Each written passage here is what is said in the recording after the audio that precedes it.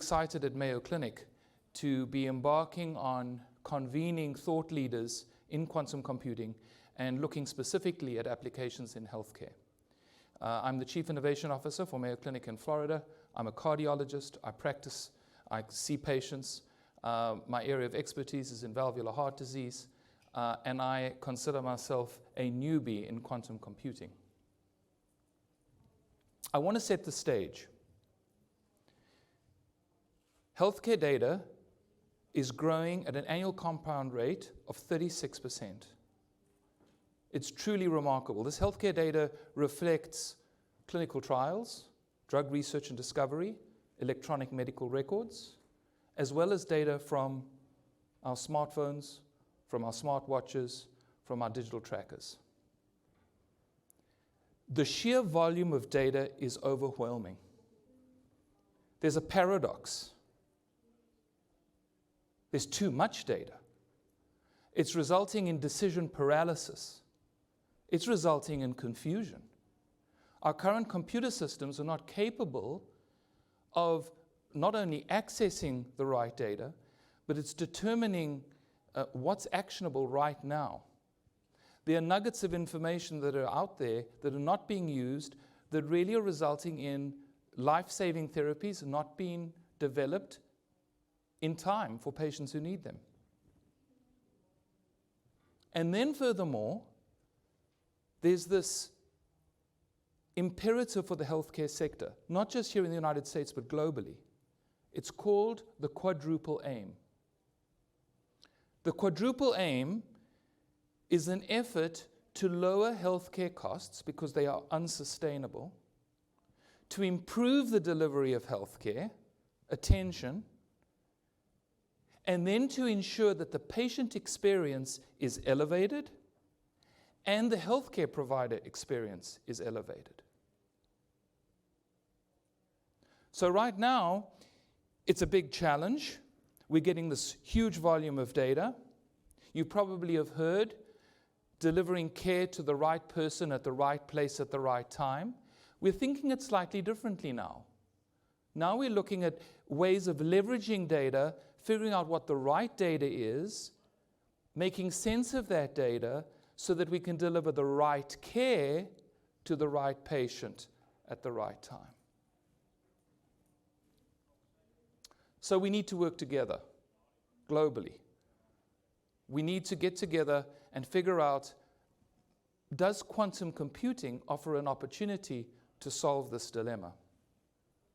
So in researching for this particular presentation, I asked myself, well, how much data are we actually generating each year? How much do we generate a day? And it came up with a zettabyte. Turns out this year, 2022, we're going to be generating 94 zettabytes. Next year, 2023, 118 zettabytes. 2024, 149 zettabytes. So, okay, so most of you probably are familiar with a zettabyte. I was not. A byte is 1 character. Megabyte is 1 million bytes. A gigabyte, 1 billion bytes. A movie of standard quality. A terabyte, 1 trillion bytes. All the x-rays in a large hospital. Petabyte, 1,000 terabytes, half the contents of all US academic research libraries. An exabyte, 1/5 of the words people have ever spoken. And then a zettabyte, this was really mind-blowing, 1,000 exabytes, all the grains of sand on all the beaches of the world. Truly remarkable. Then I heard a yottabyte and a brontobyte. It was just crazy. This is an image that some colleagues shared with me yesterday, and I felt like I was compelled to share it with you too. It's so beautiful. It's an artistic 3D rendering of a part of a cell. You have 37 trillion of these in your body. It's generated from X-ray imaging, nuclear magnetic resonance imaging, and cryo-electron microscopy. Why I'm showing this to you is it just gives you a sense at a nanoscale about the complexity of life. Down at the bottom here, this is the nucleus. This is the nuclear membrane. These tan things are pores, they're gates, allowing molecules and proteins and things to come in and out of this treasured space called the nucleus. Here's the battery of the cell, the mitochondrion. These soccer ball-shaped things, those are vesicles.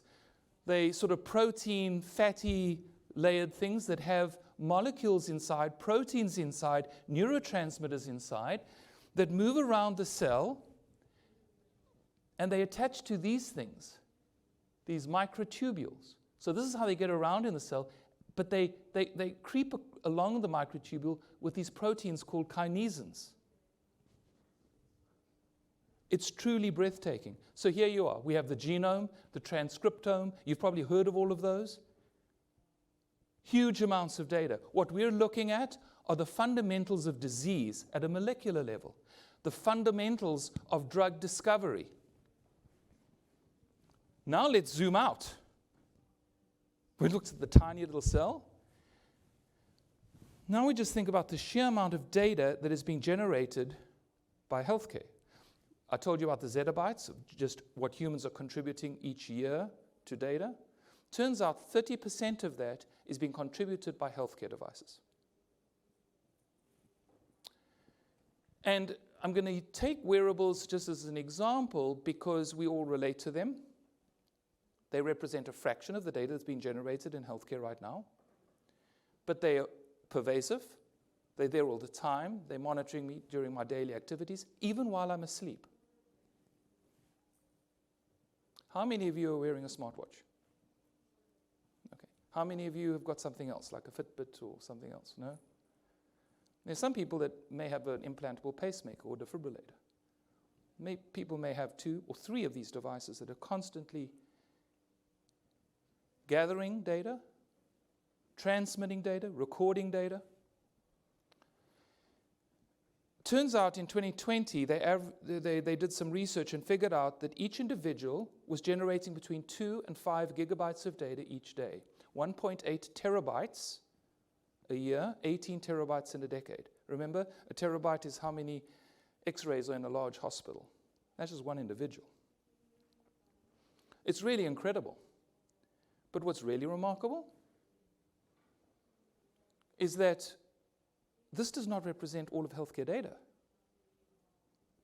You now need to add, and by the way, people have referred to this as the data-ome. But if you think about that, you've got to include clinical trial data, healthcare financial data. You're going to include electronic medical record data. There's a substantial amount of data. Even more profound.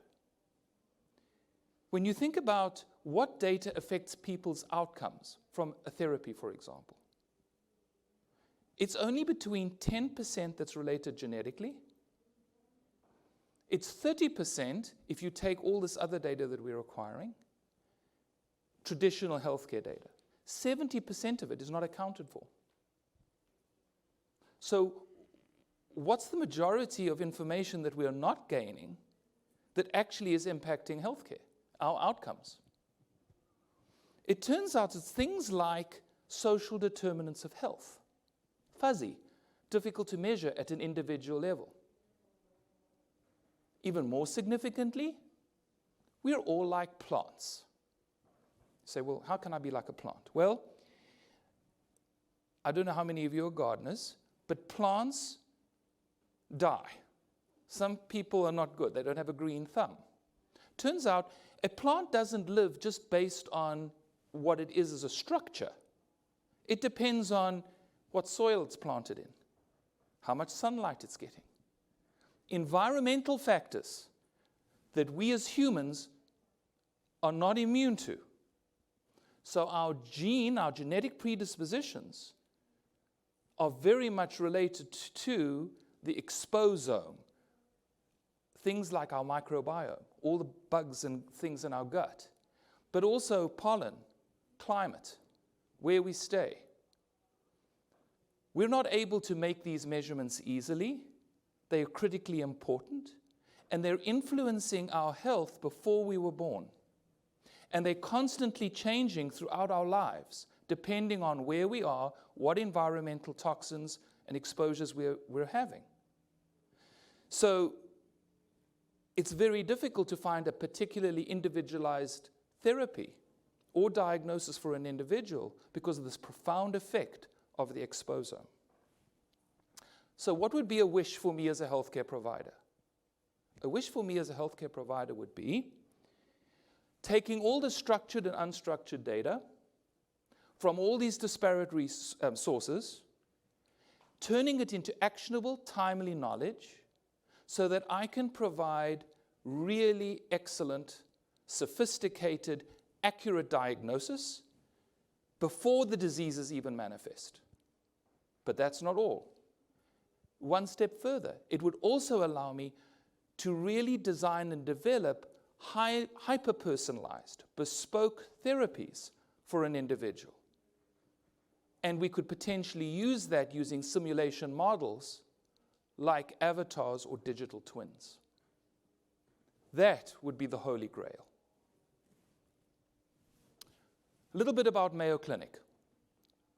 Mayo Clinic has one mission. The needs of the patient comes first.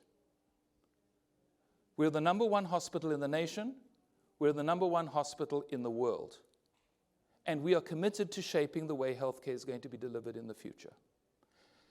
We have a research and education budget that exceeds $1 billion each year. We have 73,000 staff spread across multiple campuses, Minnesota, Arizona, and Florida. We have an international presence. We have 7,000 physicians and scientists. We have 5 graduate medical schools. We see 113 million unique patients each year from all the states of the US and 140 countries. We are committed to ensuring that we leverage technology and data so that we can provide care beyond our walls. I want to take an opportunity now of sharing a video. Mayo Clinic is a leader in healthcare because of you. Our compassionate teams who consistently meet the needs of our patients. Each day, you are faced with a growing amount of medical, operational, and financial data that is disconnected.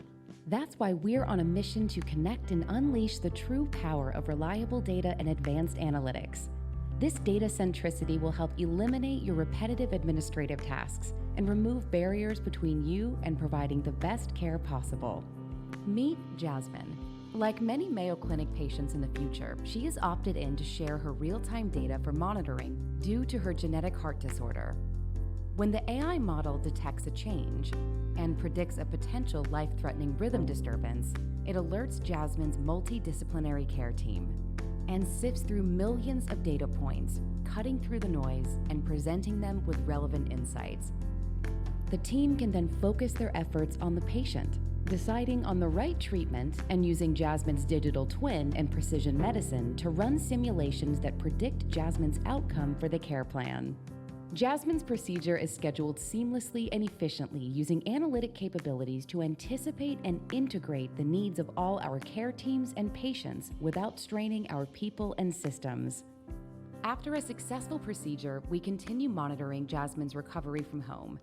And, with Jasmine's consent, her ongoing data joins millions of other patient data sets, where AI can curate the data for researchers, educators, and learners so they can focus their effort on analyzing complex patterns, running studies, and training algorithms to improve AI models. As our organization matures into this data-centric culture, you'll have more time to do what you do best, using your ingenuity to unlock new care models and to ultimately better care for more people around the world. That is one of our internal units called the Center for Digital Health. Do I have time?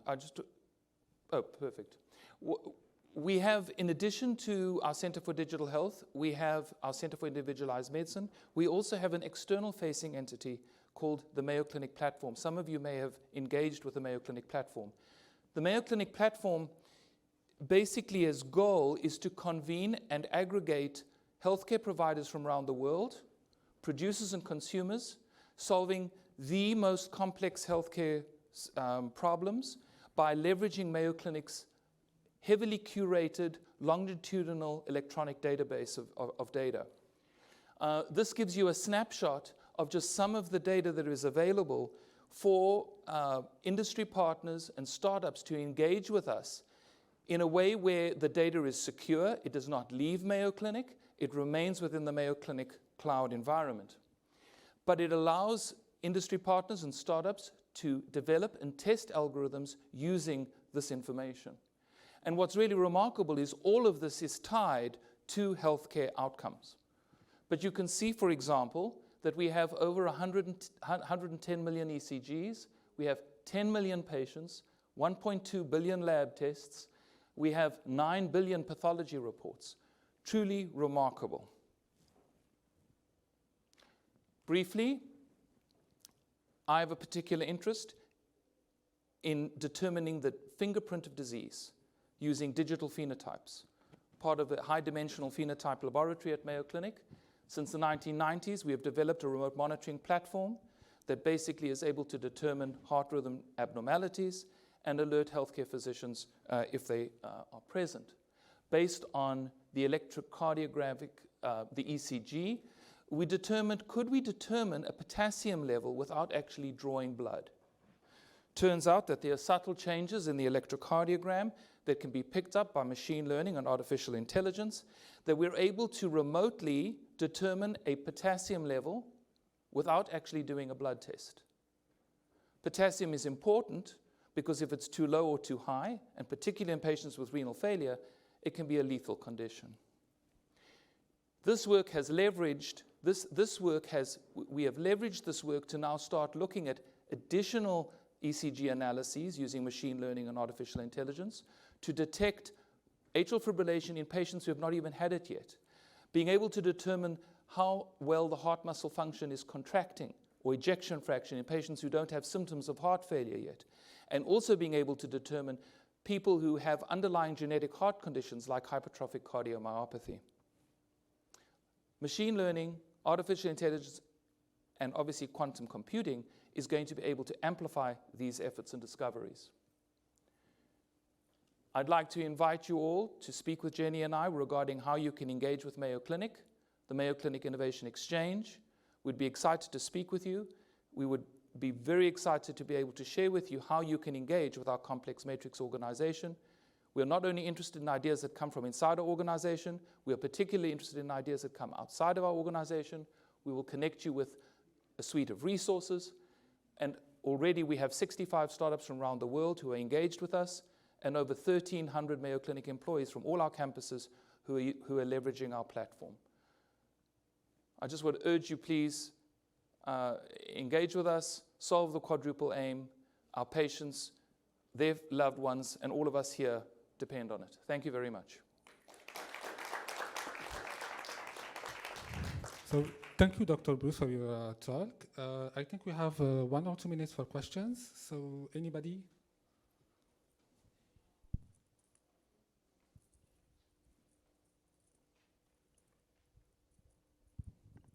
Hello there. Thank you very much for a very inspiring talk. I have a question. You started by talking about the health data that we get from our smartwatches, for example, and also why you presented the project. I'm thinking about how do you see how quantum computers actually could solve the preventive actions and could be a tool for that, for prevention? I am hopeful that through simulation, and particularly through avatars and digital twins, that we will be able to model various conditions based on someone's genetic predisposition and then their exposome, and figure out various therapies that would be dependent on the outcomes of those. It's already being used to some degree for drug discovery. So for example, we'll do a biopsy, we will grow those cells of a cancer in the laboratory, and then expose multiple drugs to those cancer cells in an effort to determine which ones are most effective. And what's really remarkable is that there are some chips now that are available that also grow cells from that particular patient, from their kidneys, from their livers, so that not only do you determine how effective that particular cancer therapy is on that particular cancer, but you also determine which of them are having untoward side effects on the kidneys or the liver, so that you can tailor your therapy more specifically. I think that that's just a very small example of where I think that quantum computing could really have major benefits in doing this at scale.